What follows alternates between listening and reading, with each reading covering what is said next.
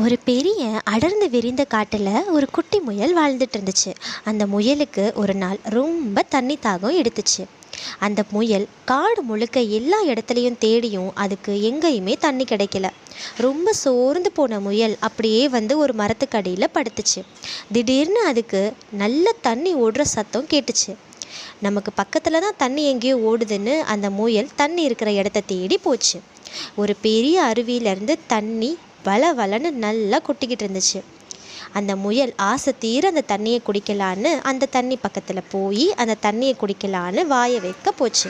அப்போது திடீர்னு ஏதோ ஒரு சத்தம் கேட்ட உடனே அது தனக்கு வலது பக்கம் திரும்பி பார்த்துச்சு. என்னடான்னு பார்த்தா அங்கே ஒரு வேடன் அதை வேட்டையாடுறதுக்காக நின்றுட்டு இருந்தான். மிரண்டு போன அந்த குட்டி முயல் தன்னோட இடது பக்கம் திரும்பி ஓடலான்னு இடது பக்கம் திரும்பினா அங்கே ஒரு கரடி நின்றுக்கிட்டு இருந்துச்சான்.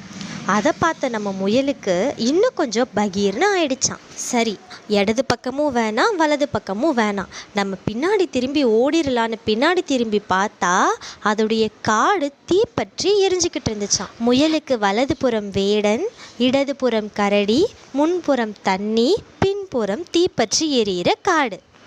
என்னடா இது நமக்கு வந்த சோதனை, இப்போ எந்த பக்கம் போனாலும் நம்ம சாக போகிறது உறுதி, இப்போ நம்ம எப்படி தப்பிக்கிறது அப்படின்னு யோசிச்சு அந்த முயல், சரி நம்ம இவ்வளவு கஷ்டப்பட்டது இந்த தண்ணிக்காக தான், எப்படியும் சாக போகிறோன்னு முடிவாயிடுச்சு, இந்த தண்ணியை ஆசை தீர குடிச்சிட்டு அப்புறமா நம்ம விதிப்படி சாகலாம் அப்படின்னு அந்த முயல் தண்ணியை குடிக்க ஆரம்பிச்சு. ஆசை தீர அந்த முயல் வயிறு ஃபுல்லாக தண்ணியை குடிச்சிருச்சான். அப்புறம் நிமிர்ந்து பார்த்தா அதோடைய நெத்தியில் ஒரு மலை துளி பட்டுச்சான். அப்படியே கொஞ்சம் கொஞ்சமாக மழை பெய்ய ஆரம்பிச்சிச்சான். அந்த காட்டில் எரிஞ்ச தீ ஃபுல்லாக அணைஞ்சு கருமேகமாக உருவாக ஆரம்பிச்சிருச்சான். வேட்டையாடலான்னு வெயிட் பண்ணிட்டு இருந்த அந்த வேடன் அந்த கரும்புகையில் முயலை குறி வைக்கிறதுக்கு பதிலாக அந்த கரடியை குறி வச்சு அடிச்சிட்டான். இதுதான் நல்ல சமயம்னு அந்த முயல் குட்டி காட்டுக்குள்ளே ஓடி போய் பதுங்கிக்கிச்சான். இப்போ அந்த முயலுடைய உயிரும் தப்பிச்சிருச்சு.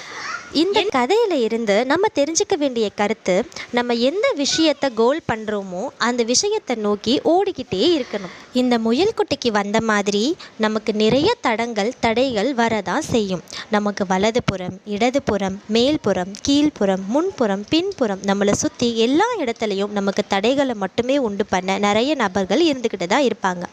ஆனால் நம்ம எந்த விஷயத்தை அடையிறதுக்காக ஒரு நாளும் நம்ம காத்துக்கிட்டு இருக்கோமோ அந்த விஷயம் அடையிற வரைக்கும் நம்ம நிம்மதியாக அதை செஞ்சுக்கிட்டே இருக்கணும். இந்த கதை உங்களுக்கு பிடிச்சிருந்தா நம்ம சேனலை தயவு செய்து ஒரு லைக் பண்ணிவிட்டு சப்ஸ்கிரைப் பண்ணிவிட்டு உங்களுடைய பேரை நம்மளுடைய கமெண்ட் பாக்ஸில் கமெண்ட் பண்ணுங்கள். ரொம்ப நன்றி.